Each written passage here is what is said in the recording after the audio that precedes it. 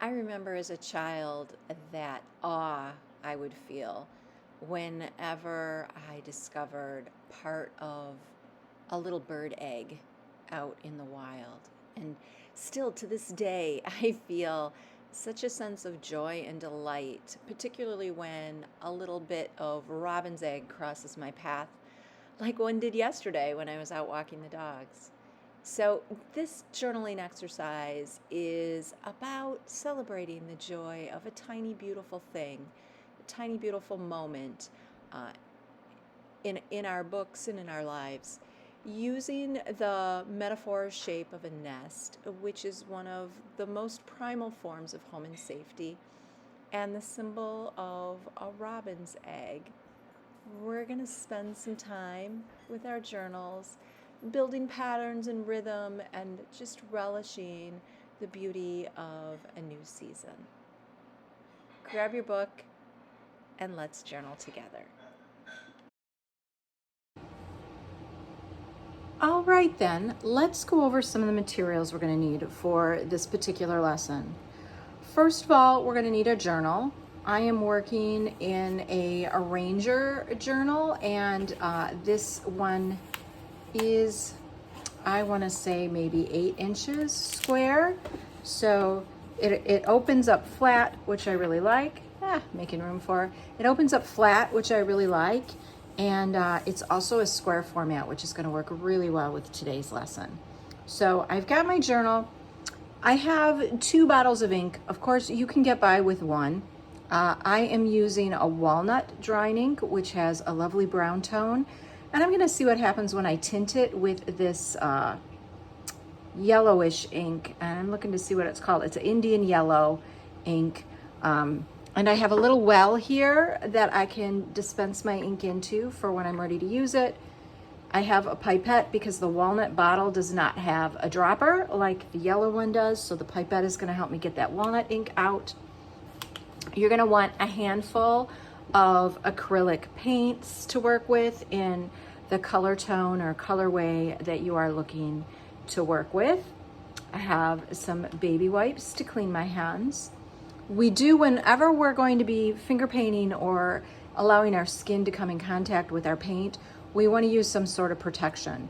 So this product, Gloves in a Bottle, creates a barrier between my skin and the paint, just to improve the health aspect of what it is I'm doing. You'd also choose to wear gloves. In the past, I've also used those little finger bandages that sort of roll over your fingertip. Those are an option as well. If you think or are uncertain as to whether or not your paints are toxic, take a look at the packaging. There will always be information on the back of the tube that indicate any health concerns that you might need to take into consideration when you're working with these paints. I also have a plate of various natural objects that I've collected in my backyard.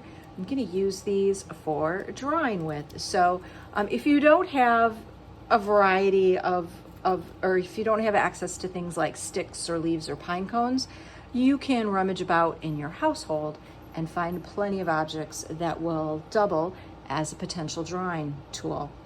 I also happen to have this nest here.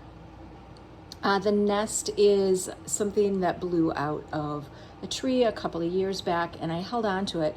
It's a really beautiful model for drawing from and painting from, on top of the fact that it's just like a beautiful piece of artwork, the way the bird constructed this. So it's just a lovely accent to have in the studio, but today I'm going to actually use it as a starting point or a point of inspiration for the project itself.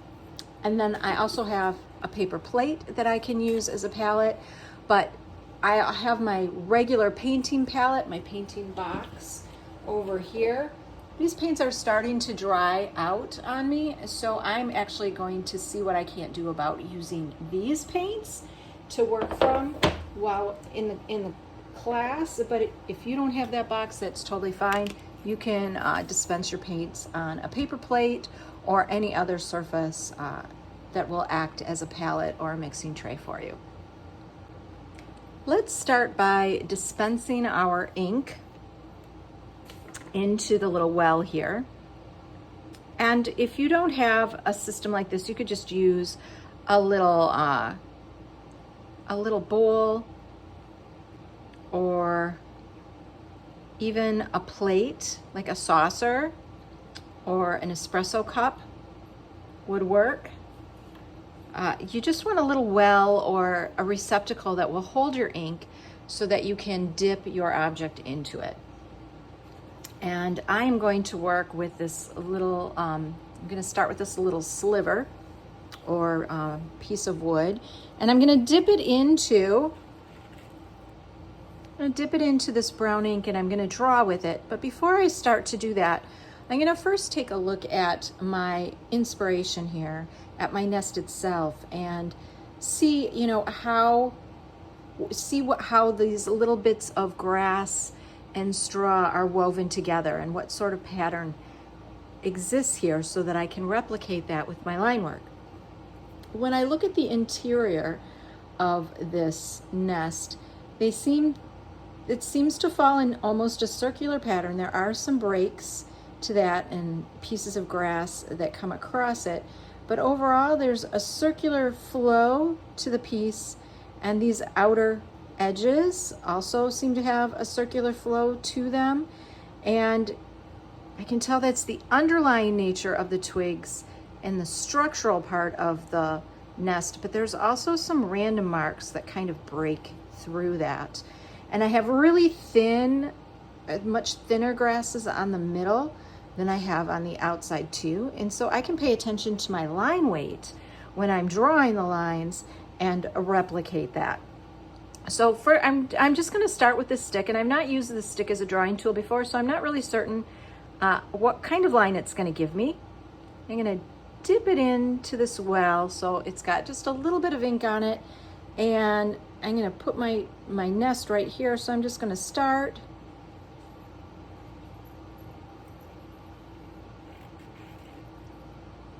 with replicating or taking a look at the lines that I see in this nest as I draw them. So I'm not really thinking about, you know, the shadows or the negative spaces inside the line, or in between all of those lines or all these twigs, but I'm just thinking about the energy of this nest. You'll also notice that I'm rolling the tool a little bit in my hand as I make these marks.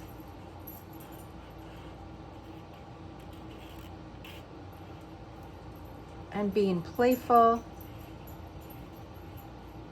a little bit imprecise.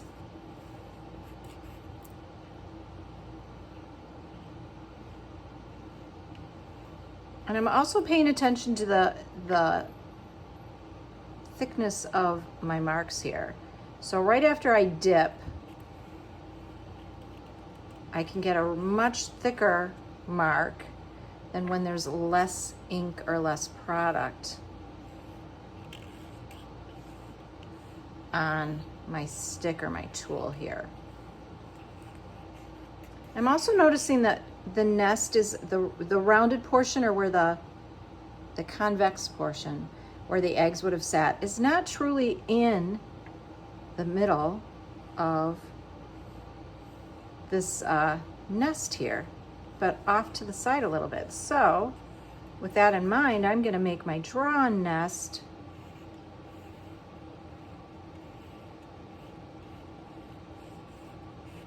just a little bit more off center as well.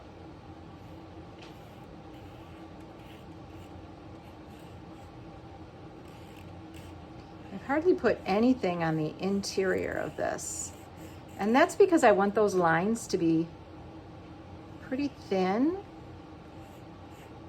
and a little bit more delicate than what I think this tool is going to give me. So let's grab something else here. Here, let's do this leaf. I'm going to dip that tip or that end in.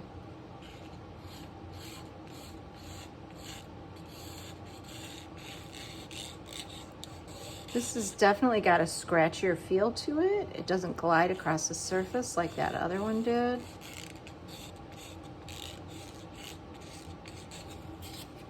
And now I think would be a great time to add a little bit of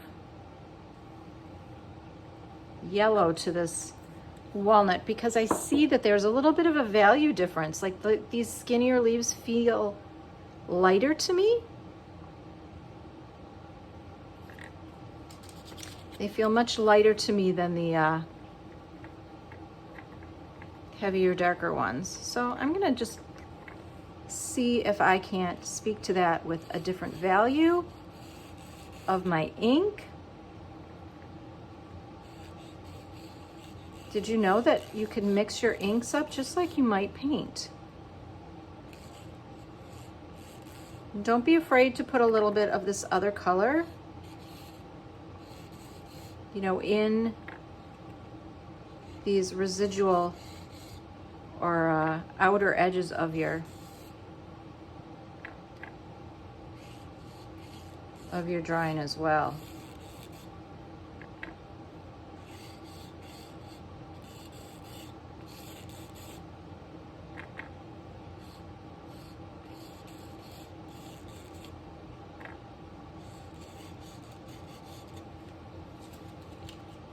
I want just a tiny bit more yellow. Put a tiny bit of it over here. And let's see what we can do.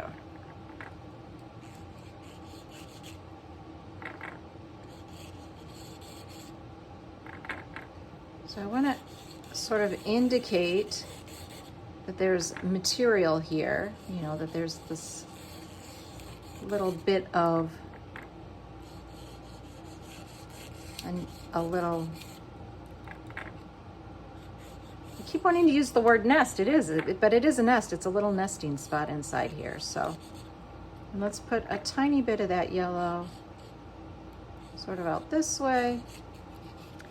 And now I'm gonna grab a different stick and I'm gonna go back to this dark. And I'm just gonna sort of build a little bit more of a thickness. Do you see how this thicker stick is giving me thicker lines? And by virtue of adding some thicker lines in right after I've added those highlight ones, or that internal space, it gives a little bit of dimensionality to my drawing. All right, so we are done with the nest and we're gonna let this dry and we're gonna move on to making the eggs. All right, I'm gonna put a little bit of this liquid glove product on my hands, and I'm really gonna concentrate it on my index finger here, since that is going to be my main drawing tool. This product washes off pretty easily right when you wash your hands. So if you're using it as a barrier when you're actively painting and you wash your hands or your hands get wet, you may want to reapply it periodically. And it's already dry, or almost dry, so we're almost there. But I really like painting with my actual finger because I appreciate the whorls, I'm not sure how you say that. I appreciate the way the fingerprint, an unmasked fingerprint, makes a mark. I really love that. So I am going to just use my finger and I'm gonna mix my paint over here on my plate, and I'm gonna load my finger up with a little bit of color. I can just dip it straight into my paint and then bring it over here, mix it a little bit.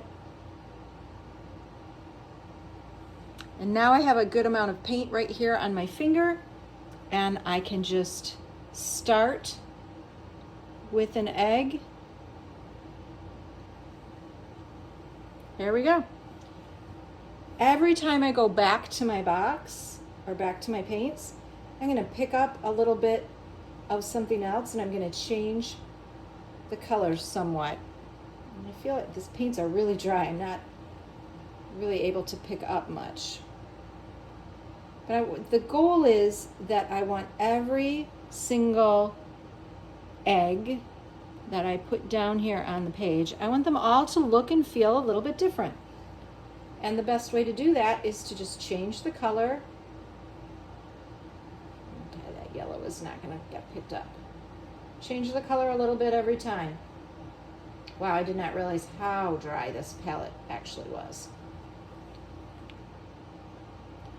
And I'm going to put my eggs, or try to put my eggs, in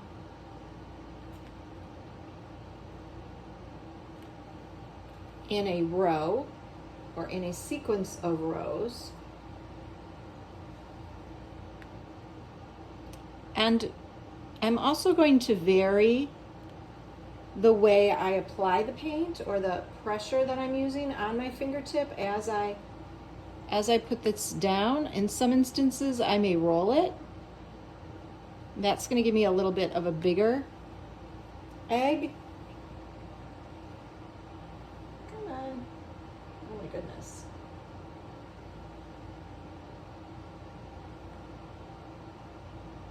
This is really dry. It feels good to not be wasting paint though.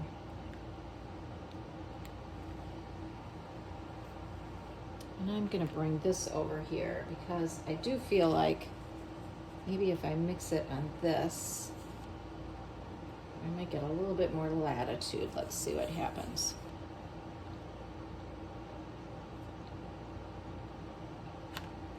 Let's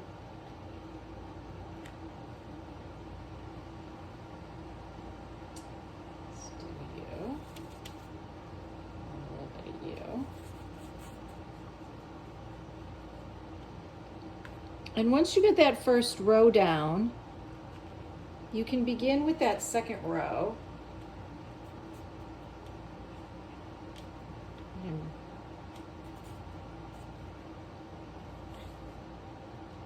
And I kind of like these eggs in a grid pattern myself.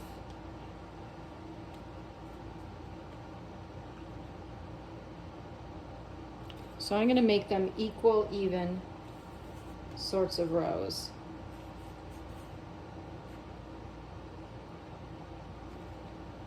This feels to me a lot like a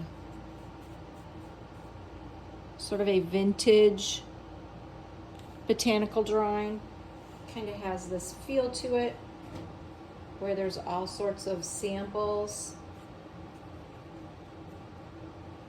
or specimens that are lined up and drawn on a page. I love those old botanical books.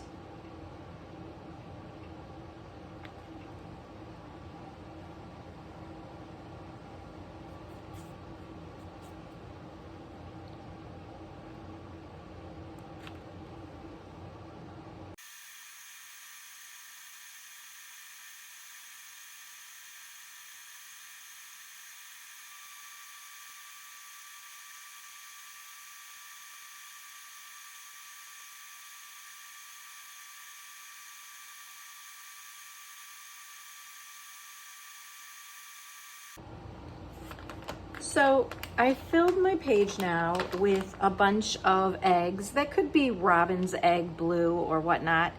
And that last pass that I went over, I added a little bit more lightness to some of my eggs. I felt like they'd gotten a bit too dark for my liking. So feel free to go in and you can edit your eggs if you wish.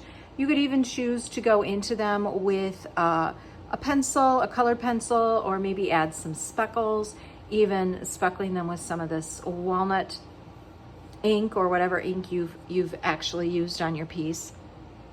But now what I want to do is I'm going to add a few more eggs, or I'm going to add some eggs to this facing page. And I am debating whether I want to put the eggs into the nest or if I want to continue them in a row over top of the nest. And actually, I think what I want to do is just have a partial section, maybe a row of eggs going down this way. Yeah, I think that's what I'm gonna do. So figure out how you're going to play with the idea of these eggs, and because you have your sampler page here, and then just figure out, you're always welcome to put them inside the nest and have it be literal, but I encourage you to also think about other ways, unexpected ways that you could do that. So I'm just bringing the same paper plate back here and working my finger in it, and I kind of want them to be in alignment with the rows that I have going on over here. So I'm gonna put one right here, and if your ink is still wet when you do this, you might actually pick up some of the ink and end up with a blended sort of effect happening with your eggs. So let's do one. I'm keeping my spacing similar. 1, 2, 3.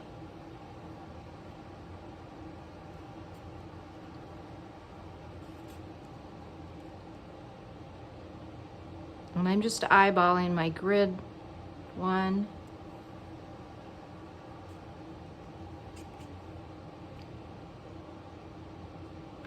2,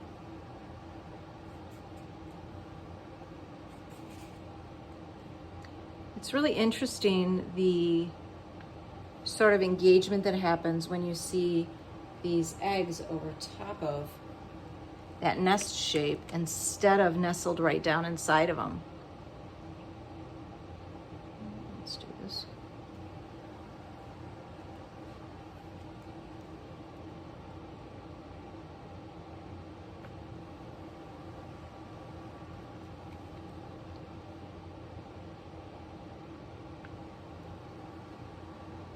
I feel like I want one more little row.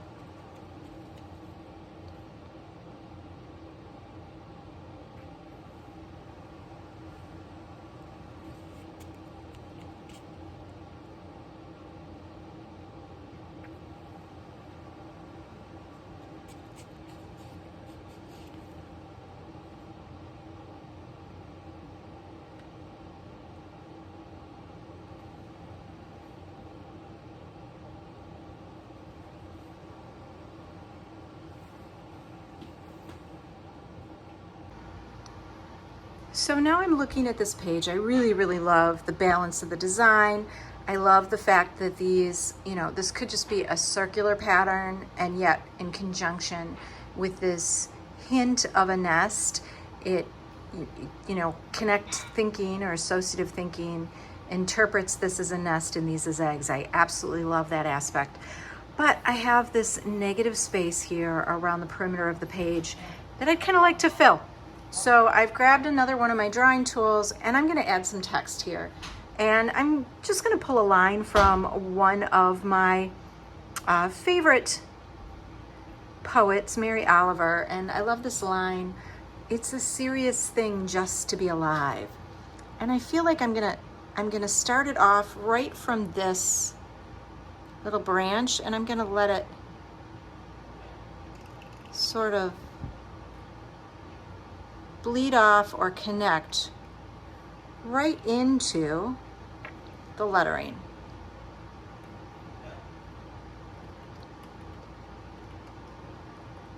I'm not being super precise.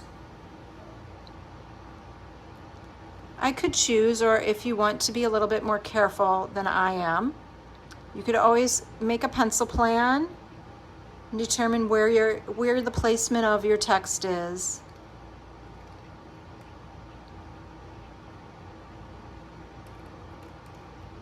But I kind of like the haphazard feel of it here. And I'm choosing to write it with this stick instead of with a traditional calligraphy pen. Oh, and I misspelled it. So that's all right. That's what happens when you talk and make marks at the same time.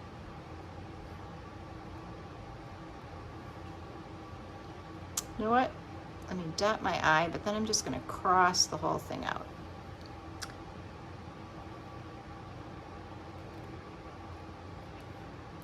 It's say serious. Let's treat this word with a bit more respect here.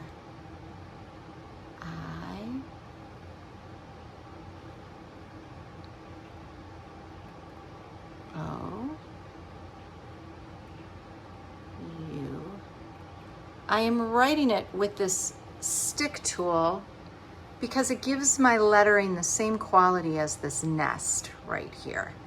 And I want there to be a connection between the two. So it's a serious thing. Where can I place the word thing? How about if we rotate the book and we put the word thing right here?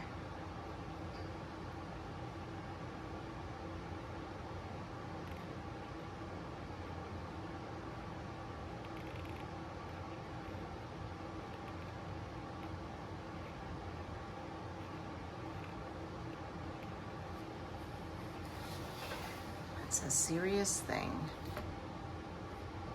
I want to do just to be, yeah, let's just carry it right down.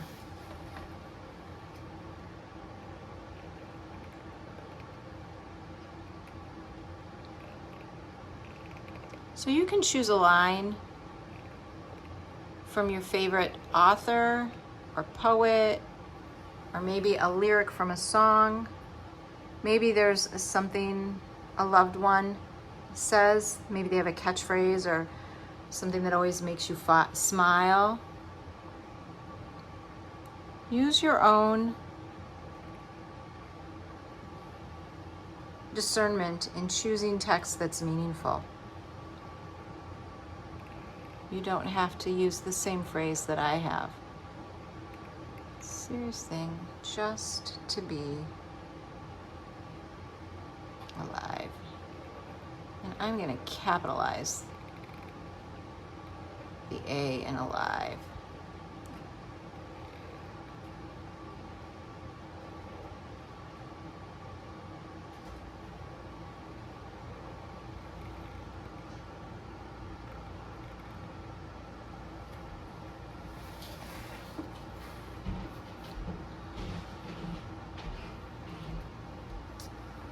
And now I'm going to add one final element here. I'm going to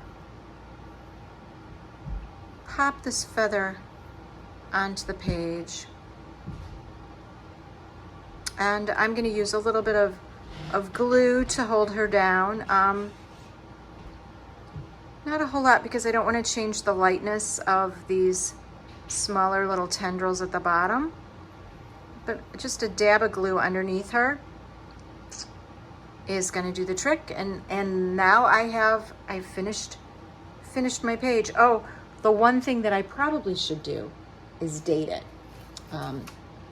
So let's take another tool and let's just add a date down.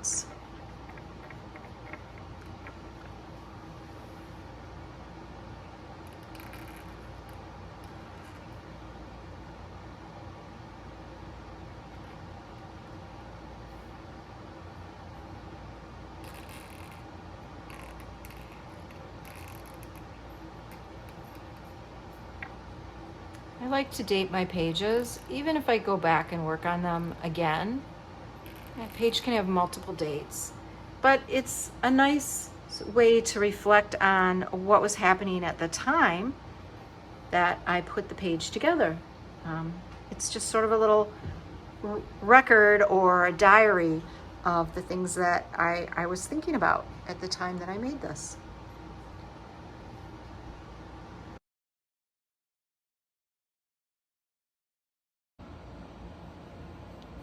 All right, so I was really pleased with the spread last night, and when I came down this morning to take a look at it, I felt like the eggs deserved a little bit more delineation or crispness to them. I really, really love all the variables or the variants inside the eggs as they're painted, but I didn't feel like their edges were quite crisp enough. So what I did was I grabbed a mechanical pencil and I simply gave my eggs a little bit of an outline. And this is something that's pretty easy to freehand. You don't have to follow the exact imprint of the egg itself. Your line work can, go out beyond. How about if I come in a little bit closer here for this one so you can see. So your outline doesn't have to follow the actual irregularity of the fingerprint, but you can carry your outline out a little bit further and then just add some shading. So our eggs are going to be a little bit more shaded at the bottom edge, and I'm using gentle pressure here. And I'm just going to take my finger and blend it out a little bit. So there's already a perimeter around this one. I'm going to darken this edge just a little bit. There's some blending in there. Let's put some blending in this one. The idea isn't to fixate on asking or requiring these eggs to be utterly perfect. The idea is just to spend some time enjoying them and sort of reveling in the beauty or the discovery of a little robin's egg in your journal. And if you happen to have a white crayon or a white colored pencil or even a white gel pen, this is a Signo Uniball white gel pen, you can go in and even add on the side opposite where your shadow is. Just go in and add a little bit of a catch light. And you don't have to do it on all the eggs, maybe just the ones that are darker.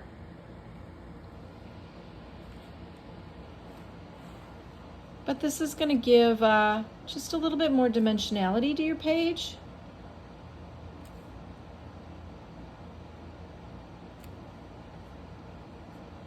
And it's really fun. I'm super nearsighted, and so I love to take my glasses off and get right in over top of some of these fingerprints.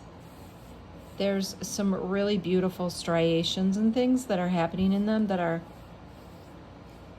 quite something to take in and enjoy.